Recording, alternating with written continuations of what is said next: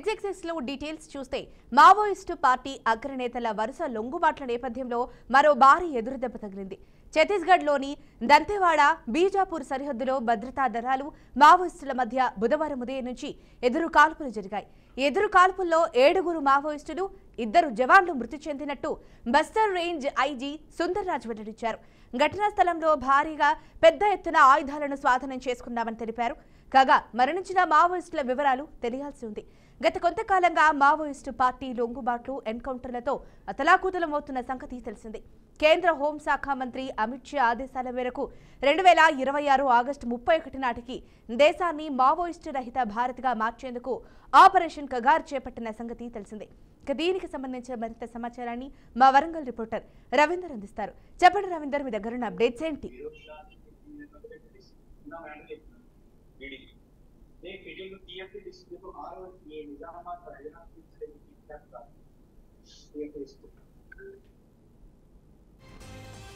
రవీందర్, మీ phone mute లో ఉందండి, unmute చేసి మాట్లాడండి. ఏదైతే కేంద్ర ప్రభుత్వం తీసుకున్నటువంటి నిర్ణయం అయితే ఏదో ఖగార్ అనేది ఉందో దానిపైన మొత్తము అదొక పేరు పెట్టుకొని ఖగార్ అనే ఆపరేషన్ చేసి అందులో కేంద్ర బలగాలన్నీ కూడా సిఆర్పిఎఫ్, బిఎస్ఎఫ్ అన్ని కూడా ఆర్మీ లాంటి వ్యవస్థలు ఉన్నటువంటి దళాలన్నీ కూడా పోలీసులు మోహరింపజేసి దండకారణ్యంలో జల్లెడబెట్టినట్టుగా మొత్తం కూడా మావోయిస్టులు అనేది ఎక్కడ లేకుండా ఏరివేసే కార్యక్రమం అయితే చేపట్టారు. అందులో భాగంగానే చాలా వందలాది మందిని అయితే పోలీసులు ఎదురుకాల్పుల్లో చనిపోవడం జరిగింది మావోయిస్టులు. అయితే ఏది ఏమైనప్పటికైనా కూడా అక్కడ జరుగుతున్నటువంటి పరిణామాలు పూర్తిగా దండకార్యాన్ని మొత్తం కేంద్ర ప్రభుత్వం ఆధీనంలోకి రావాలి. జనవరి 1 కల్లా అక్కడ మొత్తం ప్రజాపాలన విధంగా అక్కడ ఏర్పాటు చేయాలి తప్ప మావోయిస్టులకు అసంఖ్య కార్యక్రమాలు లాంటివి కూడా అక్కడ ఎక్కడ జరపడానికి వీల్లేదని చెప్పేసి ఒక కుదిరిచేస్తున్నటువంటి కేంద్ర ప్రభుత్వం అలా ఆ తరహాలోనే బలగాలను అక్కడ మోహరింపజేసారు. అయితే అందులో ఎక్కడైతే లొంగిపోవచ్చు విత్ ఆయుధాలతో చేస్తే ప్రాణభిక్ష పెడతాం, వాళ్ళకు ఉపాధి కల్పిస్తామని కూడా ఒక ప్రకటనలో ప్రభుత్వం తెలిపింది.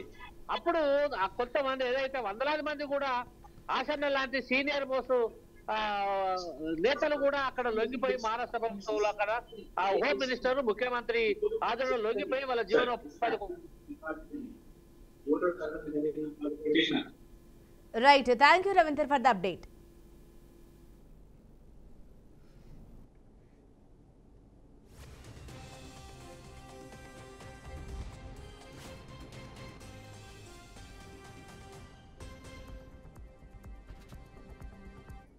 హెచ్ఐఎల్టీ పాలసీ లీక్ అవడంపై తెలంగాణ ప్రభుత్వం సీరియస్ అయింది. హైదరాబాద్ చుట్టుపక్కల భూములకు సంబంధించి ప్రభుత్వం తీసుకురావాలని భావించిన కీలక విధాన నిర్ణయం జీవో విడుదల కాకపోవడంతో ప్రతిపక్షాలకైతే లీక్ కావడంపై రాష్ట్ర ప్రభుత్వం తీవ్ర ఆగ్రహం వ్యక్తం చేసింది.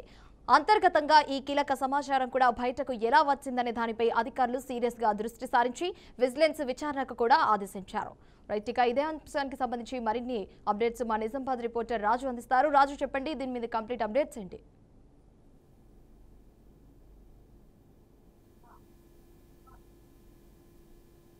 రాజు, చెప్పండి, దీనికి సంబంధించి కంప్లీట్ అప్డేట్స్ ఏంటి? రాజు, మీ ఆడియో అన్మ్యూట్ చేసి మాట్లాడండి. హెచ్ఐఎల్టీ పాలసీ లీక్ అవడం పట్ల ప్రభుత్వం అయితే చాలా సీరియస్ గా ఉంది. ఒక మంచి కార్యక్రమం ఏదైతే ఇది హైదరాబాద్ చుట్టుపక్కల ఉన్న ప్రాంతాల్లో పారిశ్రామిక భూములను సిల్ట్ పాలసీ ద్వారా తీసుకురావడానికి ప్రభుత్వం చేస్తున్న కసరత్తును ఇది ఎవరు లీక్ చేశారు. అయితే ఈ విషయంలో ప్రభుత్వం అయితే చాలా సీరియస్ గా ఉంది.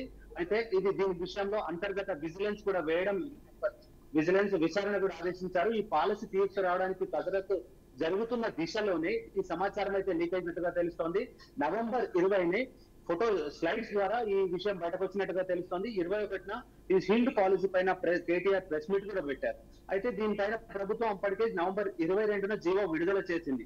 కాకపోతే ఇంతకు మునిపై ఈ ప్రభుత్వం నుంచి దీనికి సంబంధించిన పాలసీకి సంబంధించిన విషయాలు బయటకు రావడం పట్ల ప్రభుత్వం అయితే చాలా సీరియస్ గా ఉంది. ఇది అసలు ఎవరు చేశారు, ఈ లీక్ ఎలా అయింది, దీనికి సంబంధించి కేటీఆర్ 20వ తారీఖునే ఈ పాలసీకి సంబంధించిన ఫోటో సైడ్స్ లో కూడా బయటకు ఎలా వచ్చిందనే విషయంలో ప్రభుత్వం అయితే సీరియస్ గా వ్యవహరిస్తోంది.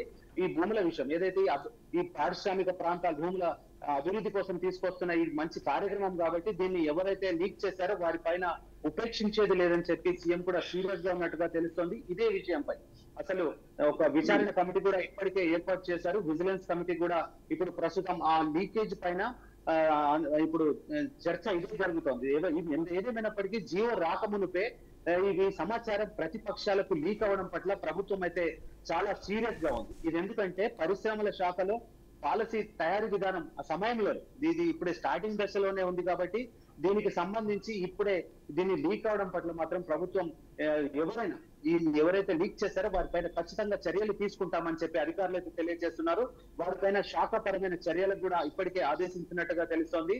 ఈ వ్యవహారం చాలా తీవ్రత దృష్ట్యా ఖచ్చితంగా లీక్ చేసిన వారిని ఎవరైతే ప్రతిపక్షాలకు దీనికి సంబంధించి ఎవరైతే సహాయం చేస్తున్నారో ఇక ప్రభుత్వానికి సంబంధించిన ప్రతి ఒక్క విషయాన్ని బయటకు వస్తున్న తరుణంలో ఇలాంటి లీక్ రూళ్ల పట్ల ఖచ్చితంగా చర్యలు తీసుకోవడానికి అయితే ప్రభుత్వం ముందుకు సీరియస్ గా వ్యవహరిస్తోంది. ఇలాంటి వారిపైన కఠినంగా వ్యవహరిస్తామని చెప్పి ఇప్పటికే వ్యవహరించాలని చెప్పి సీఎం కూడా ఆదేశాలు జారీ చేశారు. అంతర్గతంగా ఏదేమైనప్పటికీ దీనికి ఏమైనా అంతర్గత కారణాలను తెలుసుకోవడానికి విజిలెన్స్ విచారణకు ఆదేశించారు. ఈ విచారణ తర్వాతే లీకేజీకి సంబంధించిన పూర్తి వివరాలు అయితే వెల్లడయ్యే అవకాశం ఉంది. ఒక మంచి ఇది ఒకటి కార్యక్రమం ఏంటంటే హైదరాబాద్ చుట్టుపక్కల ప్రాంతాల్లోని పారిశ్రామిక భూములకు ఫీల్డ్ పాలసీ తీసుకురావాలనే ఉద్దేశంతో ప్రస్తుతం ఇప్పుడైతే కసరత్తు స్టార్టింగ్ దశలోనే ఉంది.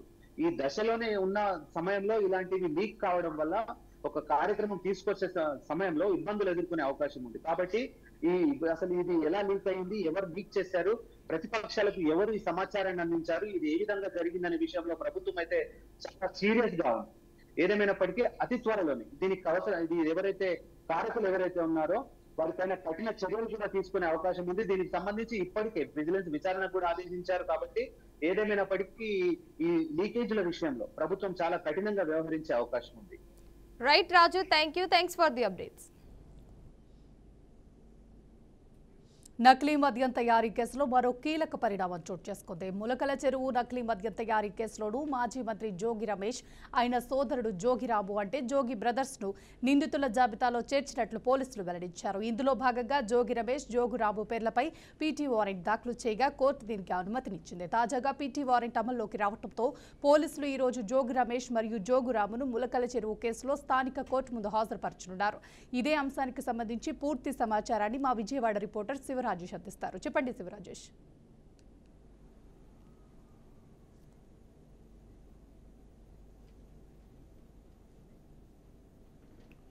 Good evening Shriya Varma.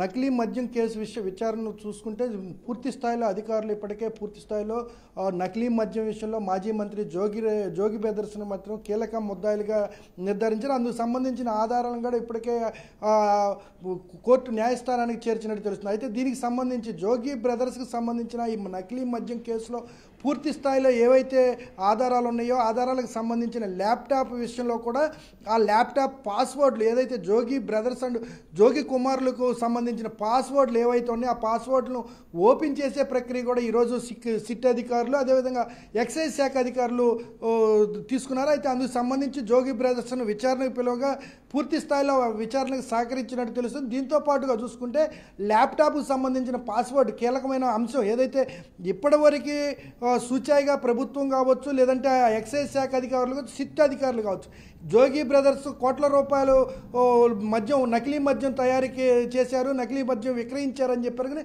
స్పష్టమైన ఆధారాలన్నీ కూడా పూర్తి స్థాయిలో ఆ ల్యాప్టాప్లో ఉంటూ ఆ ల్యాప్టాప్కు సీక్రెట్ పాస్వర్డ్లు ఏర్పాటు చేయడం, ఆ పాస్వర్డ్ సెక్యూర్ పాస్వర్డ్ కావడంతో ల్యాప్టాప్ ఓపెన్ చేసేందుకు కూడా జోగి బ్రదర్స్ కుమారులను కూడా పూర్తి స్థాయిలో సిట్ అధికారులు ఈరోజు విచారించారు. అయితే పూర్తి స్థాయిలో దానికి సంబంధించిన ల్యాప్టాప్ని ఈరోజు ఓపెన్ చేయడంతో పాటు దానికి కీలకమైన అంశాలు ఏవైతే ఈ కేసుకు సంబంధించి కీలకమైన అంశాలు ఆధారాలు పూర్తిగా సేకరించినట్టు తెలుస్తుంది. అయితే మరికొద్దిగా దర్యాప్తు ముందుకు ముమ్మరం చేసేసి లోతుగా విచారణ చేసే పరిస్థితి కనపడుతుంది. అయితే జోగి బ్రదర్స్కి సంబంధించిన విచారణ ఏదైతే ఉందో ఎప్పుడు పిలిచినా కానీ కుమారులు కావచ్చు బ్రదర్ కావచ్చు ఎవరైనా కానీ ఈ మద్యం ములకల చెరువు మద్యం నకిలీ మద్యం కేసులో పూర్తి స్థాయిలో విచారణకు సహకరించాలి.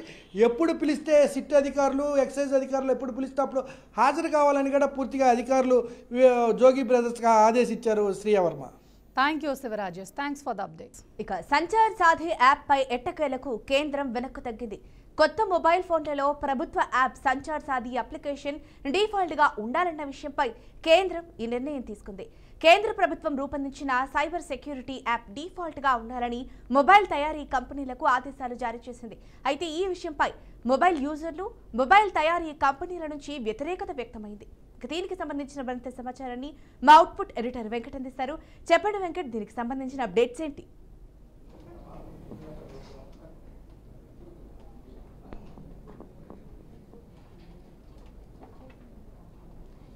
చెప్పండి వెంకట్, దీనికి సంబంధించిన అప్డేట్ ఏంటి? రైట్, కేంద్ర ప్రభుత్వం తీసుకొచ్చినటువంటి సంచార్ సాథి యాప్కి సంబంధించి ఒక కీలక నిర్ణయం తీసుకోవడం జరిగింది. నిజానికి ఫోన్లలో సైబర్ నేరగాల నుంచి, సైబర్ క్రైమ్స్ నుంచి రక్షించడం లక్ష్యంగా సంచార్ సాథి అనే యాప్ని కేంద్ర ప్రభుత్వం రీఇన్స్టాల్ చేయాలని చెప్పేసి ఒక నిర్ణయం నవంబర్ 28వ తారీఖున డిపార్ట్మెంట్ ఆఫ్ టెలికమ్యూనికేషన్ డిఓటి ఒక ఉత్తర్వులు జారీ చేయడం జరిగింది. అయితే దాని మీద పెద్ద ఎత్తున విమర్శలు, ప్రతిపక్షాలు ఆందోళన దిగాయి. ఏదైతే కేంద్ర ప్రభుత్వం ఒక యాప్ పేరుతో డెసిషన్ ఒకటి తీసుకుందో, ఉత్తర్వులు జారీ చేసిందో అది కరెక్ట్ కాదు. అది ఖచ్చితంగా మీరు ఆ యాప్ పేరుతో అంటే మనుషుల యొక్క వ్యక్తిగత జీవితంలోకి చొరబడుతున్నారు, అది కరెక్ట్ కాదు. ఇన్స్టాలేషన్ పేరుతో, ప్రీ ఇన్స్టాలేషన్ పేరుతో ఆ విధంగా దాన్ని సంచార్ సాథి అనే యాప్ని ప్రతి ఫోన్లలో కూడా పెట్టాలి అంటాం సరికాదని చెప్తూ చాలా పెద్ద ఎత్తున విపక్షాలు ఆందోళన ప్రొటెస్ట్ చేశాయి.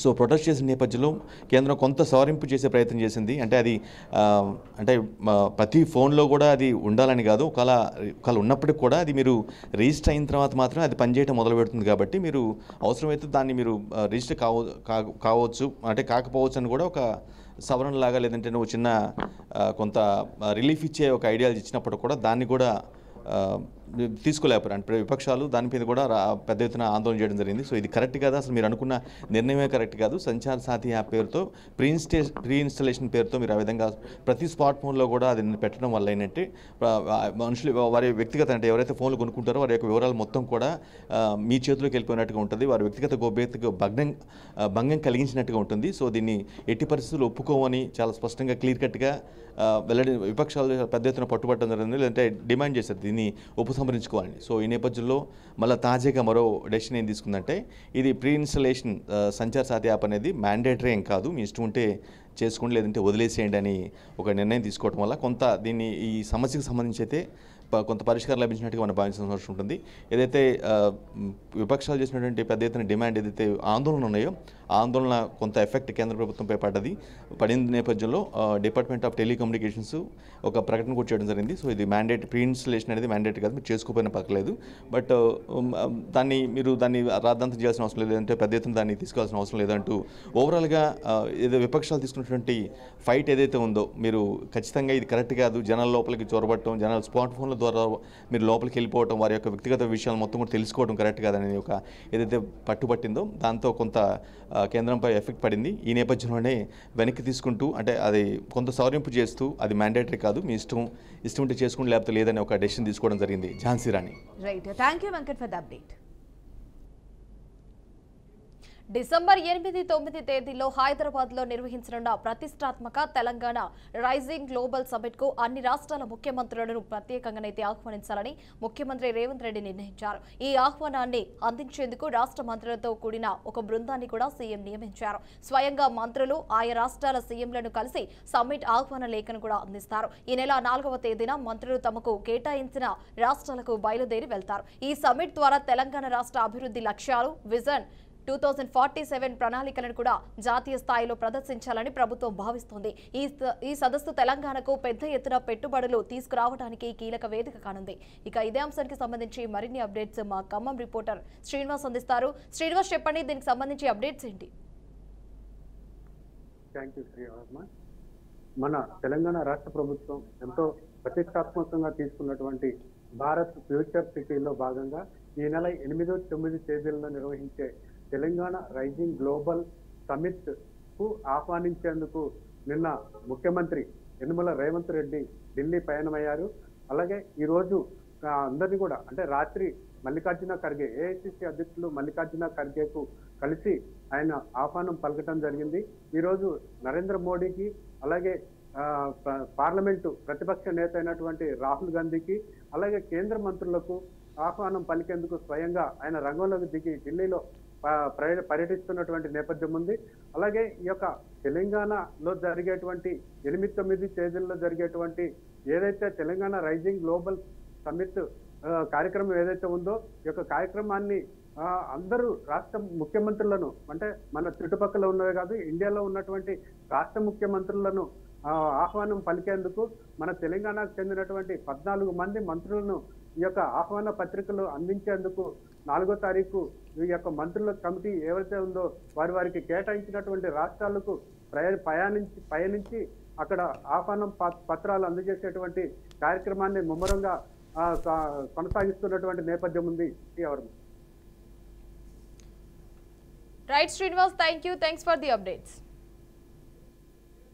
నాంపల్లి కోర్టులో మరోసారి ఐబొమ్మ రవి బెయిల్ పిటిషన్ దాఖలు చేశారు. కాగా ఈ రోజు బెయిల్ పిటిషన్పై వాదనలు వినిపించే అవకాశం ఉంది. ఇప్పటికే 2 సార్లు రవిని పోలీసులు కస్టడీకి తీసుకుని విచారించారు. విచారణలో ఆసక్తికర విషయాలు వెలుగులోకి వచ్చినట్లు తెలుస్తోంది. విచారణ సమయంలో రవికి పోలీసులు భారీ ఆఫర్ ఇచ్చినట్లు సమాచారం. సైబర్ క్రైమ్ విభాగంలో పనిచేయాలని పోలీసులు అడిగినట్లు తెలుస్తోంది. కానీ రవి పోలీసుల ఆఫర్ని సున్నితంగా తిరస్కరించారట. ఇదే అంశానికి సంబంధించి పూర్తి సమాచారాన్ని మా కాకినాడ రిపోర్టర్ సోమశేఖర్ అందిస్తారు. చెప్పండి సోమశేఖర్.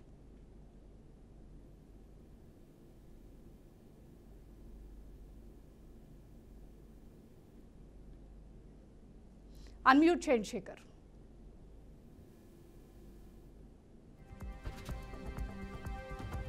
మీ ఫోన్ మ్యూట్లో ఉందండి, అన్మ్యూట్ చేసి మాట్లాడండి.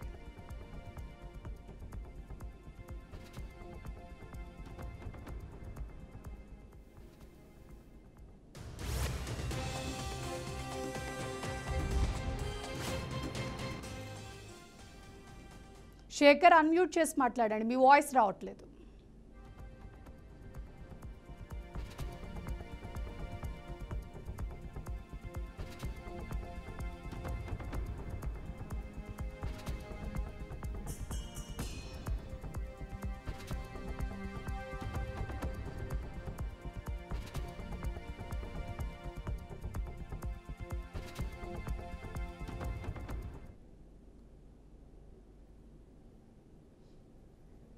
శేఖర్ చెప్పండి. రైట్, కేసు వ్యవహారానికి సంబంధించి ప్రధానంగా 2 అంశాలు ఇక్కడ పరిగణలో తీసుకోవాల్సిన అంశాలు 2 అయితే స్పష్టంగా కనిపిస్తున్నాయి. ఒకటి, కేసు అప్డేట్ ఏంటి అనేది. 2, నిజంగా పోలీసులు ఆఫర్ ఇస్తే ఎందుకు తిరస్కరించారు అనేది. ఎందుకంటే ఇక్కడ దాదాపు 30 కోట్లకు సంబంధించిన బ్యాంక్ లావాదేవీలు ఇప్పటికే వేర్వేరు కేసుల్లో ఒక 3 పిటిషన్లు అయితే వేయడం జరిగింది ఐబొమ్మకు సంబంధించి కేసులో రవి మీద. అంతేకాదు ఇప్పటివరకు 2 సార్లు అయితే విచారణ చేశారు.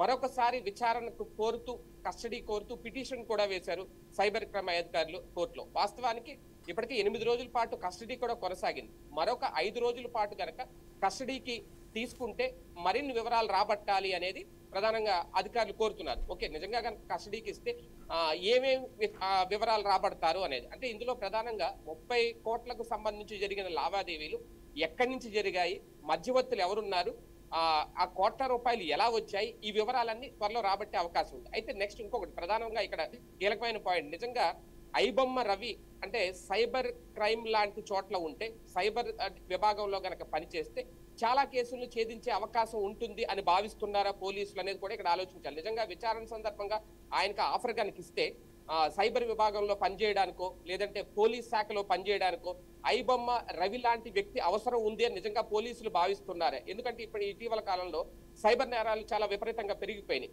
సైబర్ నేరాలను అడ్డుకట్టడం వేయడంలో పోలీసులు ఎంతగా శ్రమిస్తున్నారో సైబర్ విభాగం ఎంతగా శ్రమిస్తుందో తెలుసు. కానీ నేరాలను అయితే అడ్డుకట్ట వేయలేకపోతున్నారు. ఎందుకంటే ఇక్కడ ఒక పైరసీ చేశాడు ఐబొమ్మ రవి అంటే తన కుటుంబ నేపథ్యం, తన భార్యతో వచ్చిన వివాదం కానీ, ఎందుకంటే ఆయన చెప్పిన వెర్షన్ ఇది డబ్బు సంపాదించాలి అనే ఆలోచనతో ఈ మార్గం ఎంచుకున్నారు. ఇది అక్రమ సక్రమ అనేది ఐబొమ్మ రవి అప్పుడు ఆలోచించలేదు. కానీ చట్ట ప్రకారం చూసుకుంటే చట్ట నిబంధనలకు విరుద్ధంగా ఆయన ఈ నిర్ణయం తీసుకున్నారు కాబట్టి అది చట్ట వ్యతిరేక కార్యకలాపమే, దాన్ని అయితే సమర్థించడానికి లేదు. కాకపోతే ఎంతో మంది మధ్యతరగతి ప్రజలకు ఒక ఆరాధ్య దయం అయిపోయాడు. ఎందుకంటే ఒక సినిమా హాల్కి వెళ్ళి ఒక ఫ్యామిలీ వెళ్ళాలంటే 1000 రూపాయలు 2000 రూపాయలు ఖర్చు చేసి సినిమా చూసే కంటే ఇంట్లో కూర్చొని ఈ పైరసీ, అది కూడా హెచ్డి క్వాలిటీలో సినిమా చూసే అవకాశం ఐబొమ్మ రవి ఇచ్చారు. కాబట్టి ఇది సినిమా ఇండస్ట్రీ పెద్దలకు నిర్మాతలకు ఇతను ఒక డెవిల్లా కనిపించిన సాధారణ ప్రజలకు మాత్రం, అంటే నిరుపేదలకు, మధ్యతరగతి ప్రజలకు మాత్రం ఇతను ఒక హీరో అయిపోయాడు. అందుకే చాలా మంది ఇతనికి అనుకూలంగా మద్దతిస్తున్నారు కూడా ప్రజలు. ఇటువంటి నేపథ్యంలో ఇక్కడ ఎథిక్స్ గురించి మాట్లాడుకుంటే కనుక ఖచ్చితంగా ఇది అనైతికమే, నైతికమని అయితే చెప్పలేం. కానీ అందుకే పోలీసులు కూడా ఈ ఆఫర్ ఇచ్చారా? ఇలాంటి యువత ఇప్పుడు రాష్ట్రంలోనే కాదు దేశంలో చాలా మంది ఉంటారు. అంటే ఇలాంటి యువత అంటే మీన్స్ ఇలాగా నేరాలు చేస్తారనో లేదంటే ఇలాంటి పైరసీలు చేస్తారని కాదు. అంటే ఇంత మేధాశక్తి ఉన్న యువత, ఇంత మేధావిత్వం ఉన్న యువత. ఎందుకంటే ఈ టాలెంట్ అనేదే ఇప్పుడు పోలీసులు గుర్తించారు. ఐబొమ్మ రవి గనక పోలీస్ విభాగంలో ఉండుంటే ఇలాంటి ఎన్నో కేసులను ఛేదించవచ్చు అనేది. అయితే ఈయన దాన్ని సున్నితంగా తిరస్కరించినట్లు తెలుస్తోంది. ఆయన ఆ కరేబియన్ దీవులు ఏదైతే ఉన్నాయో మళ్ళీ అక్కడికి వెళ్ళిపోతానంటున్నారట. మళ్ళీ అక్కడ ఉండి ఇక్కడ ఆంధ్ర వంటలతో కూడిన ఒక రెస్టారెంట్ పెట్టుకొని నేను ఇక ఈ పైరసీని వదిలేసి సక్రమమైన మార్గంలో నడుచుకుంటానని పోలీసులకు చెప్పారు అనేది. వాస్తవానికి విచారణలో ఏం జరిగింది, ఏం మాట్లాడారు అనేది అఫీషియల్ గా అయితే అధికారులు విడుదల చేయలేదు. మీడియాలో రావడం, అక్కడ లీక్స్ అవ్వడం మాత్రమే జరుగుతుంది. దాన్ని బట్టే ఈ ప్రచారం అంతా జరుగుతుంది. నిజంగా ఐబొమ్మ రవికి గనక ఇలాంటి అవకాశం ఇచ్చుండుంటే పోలీసు విభాగంలో చేరవచ్చు కదా అనుకునే వాళ్ళు కూడా లేకపోలేదు. కాకపోతే అతనికి వ్యవస్థ మీద నమ్మకం లేదో, లేదంటే అసలు భారతదేశంలో ఉండే ఆలోచన లేదో, ఇంట్రెస్టో లేదంటే అందుకే ఆయన కరేబియన్ దీవులకి అయితే వెళ్ళిపోతానంటున్నారు. కాకపోతే పోలీసులు ఈ ఆఫర్ ఇస్తే కనుక రేపొద్దు నిజంగా యువతని, ఇంత టాలెంట్ ఉన్న యువతని, అంటే ఇక్కడ ఐబొమ్మ రవి అతను బీఎస్సీ కంప్యూటర్ చేశారు వైజాగ్ లో. చేసి అతను ఒక అతిపెద్ద ఒక వెబ్సైట్, తన ఇప్పుడు నిర్వహించిన వెబ్సైట్ కొన్ని కోట్ల రూపాయలు ఖరీదు చేసే వెబ్సైట్, దాన్ని ఏర్పాటు చేశారు. అంటే అతని మేధాశక్తి ఇక్కడ పోలీసులు కూడా గుర్తించారా అనే టాపిక్ అయితే ఇప్పుడు చర్చనీయాంశం అయింది. ఏది ఏమైనా నిజంగా పోలీసులు కనుక ఆఫర్ ఇస్తే ఐబొమ్మ రవి లాంటి వ్యక్తికి దాన్ని తిరస్కరించడం అనేది ఇక్కడ ఇంపార్టెంట్. అదే నేపథ్యంలో ఒక కేసు అప్డేట్ వరకు చూసుకుంటే గనక మరొక 5 రోజుల పాటు కస్టడీ కోరుతున్నారు సైబర్ అధికారులు. ఆ కస్టడీకి తీసుకున్న తర్వాత ఇంక ఎలాంటి వివరాలు రాబడతారు, ప్రధానంగా ఆ 30 కోట్ల రూపాయల లావాదేవీలకు సంబంధించి ఈయనే ఉన్నారు. ఇప్పటి వరకు అయితే విచారణలో ఈయన ఒక్కడే ఉన్నాడు, ఐబొమ్మ రవి ఒక్కడే మొత్తం కథంతా నడిపించారు, ఇంకెవరు లేరు అనేది. కాకపోతే ఆయన్ని అరెస్ట్ చేశారు. ఇంకా ఎవరైనా కనుక ఆధారాలు దొరికితే వాళ్ళని కూడా అదుపులోకి తీసుకుంటారా లేదా ఏంటనేది ఇంకా కోర్టు ఇచ్చే వాదనలు విన్న తర్వాత కోర్టు ఇచ్చే అవకాశాన్ని బట్టి ఉంటుంది. ఏం జరుగుతుందో చూడాలి. శ్రీయావర్మ. Thank you Somashekar, thanks for the update. ఇవి ఇప్పటి వరకున్న 686 అప్డేట్స్. మరిన్ని అప్డేట్స్ కోసం చూస్తూనే ఉండండి బీఆర్కే న్యూస్, తెలుగుడి సత్తా.